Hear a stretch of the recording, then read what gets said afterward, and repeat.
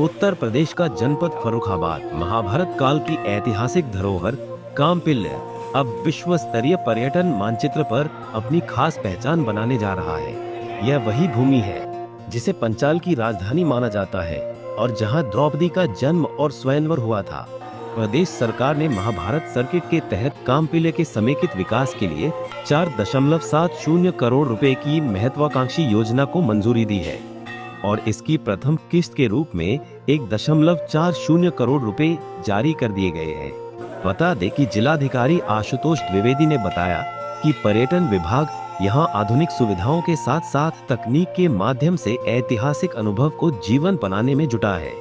Mahabharat circuit के तहत काम्पिल्य में स्थापित किए जा रहे 4 इंटरेक्टिव इंस्टॉलेशन में द्रौपदी के जन्म, श्री कृष्ण और द्रौपदी की मित्रता, द्रौपदी का स्वयंवर और कपिल मुनि के आश्रम में दी जाने वाली शिक्षा जैसी महत्वपूर्ण घटनाओं को आधुनिक तकनीक के जरिए प्रस्तुत किया जाएगा। इसके अलावा लगभग 30 लाख रुपए से भव्य प्रवेश द्वार का निर्माण किया जाएगा जो पारंपरिक स्थापत्य शैली में होगा और दूर से ही श्रद्धालुओं को आकर्षित करेगा।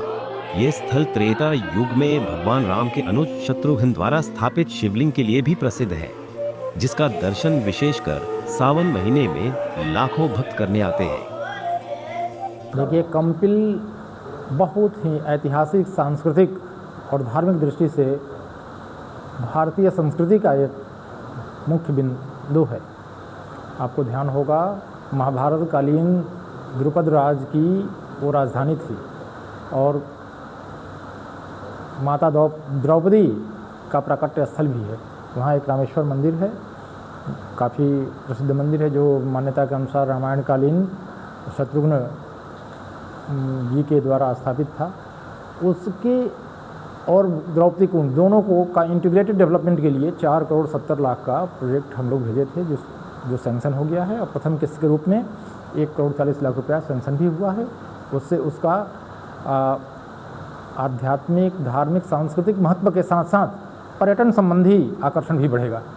सर, पर्यटन के हिसाब से मतलब ये कितना पैसा मतलब ये दिया गया है जिससे मतलब उसका शुरू? वही तो बताया कि 4.70 करोड़ का प्रोजेक्ट सैंक्शन हुआ है जिसमें प्रथम किस्त के रूप में 1.40 करोड़। बता दें कि पर्यटक सुविधा को और बेहतर बनाने के लिए करीब 55 लाख रुपए की लागत से आधुनिक टूरिस्ट फैसिलिटी सेंटर विकसित किया जाएगा।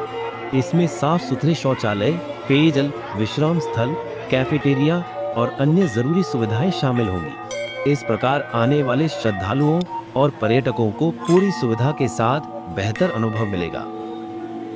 ये मंदिर है रामेश्वरनाथ मंदिर। ये त्रेता युग का मंदिर है। भगवान रघुनाथ जी, राम जी अयोध्या जब आए हैं तो अयोध्या उनको पता चला मथुरा में लवणासुर राक्षस हुआ है। लवणासुर राक्षस को मारने के लिए अपने छोटे भाई शत्रुघ्न जी को उन्हें आज्ञा दी कि लवणासुर का संहार करें और उनके साथ एक शिवलिंग भी दिया। तो अयोध्या से जब आए हैं तो कंपिल होके ये मथुरा गए। यहाँ भगवान शिव की स्थापना की है और स्थापना के बाद मथुरा गए हैं।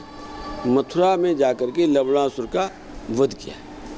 यहाँ जब उन्होंने स्थापना की है उस समय भगवान का राम का पूरा परिवार, भागीरथी मैया, भगवान शिव ये सशरीर यहाँ प्रत्यक्ष पधारे। ऐसा इस मंदिर का महत्व। ये शिवलिंग कहाँ से आया था? शिवलिंग ये आया था लंका से। लंका। इस तरह फर्रुखाबाद का ऐतिहासिक काम्पिल्य अपने प्राचीन गौरव को पुनर्स्थापित करते हुए आधुनिक पर्यटन के नए मानक स्थापित करेगा। महाभारत सर्किट के तहत विकसित यह स्थल न केवल इतिहास और संस्कृति के प्रति जागरूकता बढ़ाएगा, बल्कि प्रदेश के पर्यटन मानचित्र पर उत्तर प्रदेश की सशक्त और समृद्ध उपस्थिति भी दर्ज कराएगा। पंजाब केसरी टीवी के लिए फर्रुखाबाद से दिलीप कटियार की रिपोर्ट।